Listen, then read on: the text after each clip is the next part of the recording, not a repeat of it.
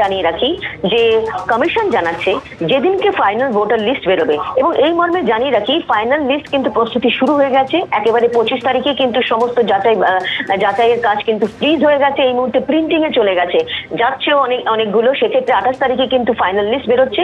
সেক্ষেত্রে কি থাকবে, দুটো ক্যাটাগরি থাকবে। দুটো ক্যাটাগরি, একটা থাকবে অবশ্যই যেটা হচ্ছে ডিলিট হয়েছে, সেক্ষেত্রে ডিলিটেড ক্যাটাগরি থাকবে। অন্যদিকে থাকবে যেটা বলা হচ্ছে যে তার সঙ্গে সঙ্গে এটাও ঠিক, যেটা হচ্ছে যেটা এডুকেটেড যেটা থাকবে সেটা থাকবে। এডুকেশন অর্থাৎ যেগুলোতে 60 লক্ষ যেগুলো জুডিশিয়াল অফিসাররা করছেন, তারা যে নিষ্পত্তি করছেন তার পাশে কিন্তু থাকবে। এবং সব থেকে বড় প্রশ্ন, এই যে ফাইনাল লিস্ট বেরোবে, তাহলে কি এই 60 লক্ষ যাদের এই যাচাইয়ের কাজ জুডিশিয়াল অফিসাররা করছেন তাদের নাম, তারা কি ভোট দিতে পারবেন? সেক্ষেত্রে প্রশ্ন হচ্ছে তাদের নামের পাশে কিন্তু এডুকেটেড লেখা থাকবে। তবে এটা ঠিক, ফাইনাল লিস্ট যখন 28 তারিখে বেরোবে, তার পরবর্তীতে যখন ভোট ঘোষণা হবে এবং যে দফায় ভোট হবে, সেক্ষেত্রে নমিনেশন পত্র জমা দেওয়ার শেষ দিন পর্যন্ত কিন্তু একটি করে সাপ্লিমেন্ট ভোটার লিস্ট আসবে, সেটাকেই কিন্তু ফাইনাল বলে গণ্য করা হবে, এরকমটাই জানাচ্ছে কমিশন। এবং সেক্ষেত্রে আরো বলে রাখি যে 7,08,00,000 নাম থাকছে, তার মধ্যে ক্যাটাগরি ওয়াইজ যেটা বলছিলাম, যেটা অ্যাপ্রুভ যারা থাকবে অবশ্যই তারা অ্যাপ্রুভ তো থাকছেন, অন্যদিকে যেমন ডিলিট থাকছে, এবং যারা 60 লক্ষের মধ্যে পড়ছেন তাদের জুডিশিয়াল অফিসাররা চেক করছেন, তাদের নামের পাশে এডুকেশন লেখা থাকবে।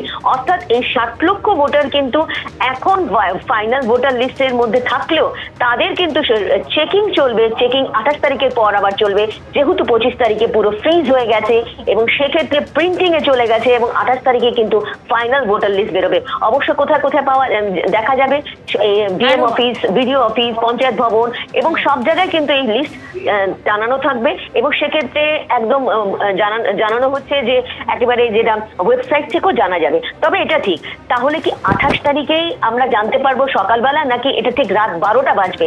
এই নিয়ে একটা বড় প্রশ্ন আছে। কমিশন অবশ্যই জানাবে যে সকাল থেকেই কি জানা সম্ভব হয়ে যাবে, নাকি 28 তারিখ পেরোনোর পর সেটা কিন্তু ফাইনাল ভাবে সামনে আসবে। এটা কমিশন এই নিয়ে অবশ্যই পরবর্তীতে জানাবে। তবে এটা জানিয়ে রাখি, একদম চূড়ান্ত তালিকা প্রস্তুত হয়ে গেছে। 25 তারিখে কিন্তু ফ্রিজ হয়ে গেছে, এখন আর কোনো যাচাইয়ের কাজ চলছে না।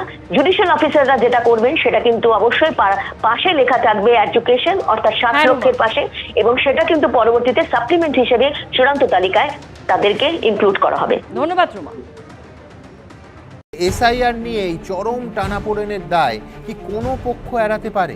একটা স্বচ্ছ ভোটার তালিকা আর একটা অবাধ ভোট, কত দশক পার করতে হবে এ রাজ্যের নাগরিকদের বলুন তো? এই জ্ঞানেশ কুমার দালাল সুষ্ঠু একটা ভোটার লিস্ট দিতে পারি না, ওই বিএলওদের জন্য হয়েছে। বিএলওদের জীবন ওষ্ঠাগত। জ্ঞানেশ এবং টিম ভাবে সবাই ছোটা ভীম। লাইনে দাঁড়াতে হবে, এতে অপরাধের কি আছে? রাজ্য সরকার মানুষকে হেনস্থা করছে। তারা সাধারণ মানুষকে শুধুই তার ক্ষমতায় ওঠার সিঁড়ি দেখেন। যুক্তিতর্ক নিবেদনে এসআরএমবি রিয়েল এজ গ্রিলের জন্য স্টিল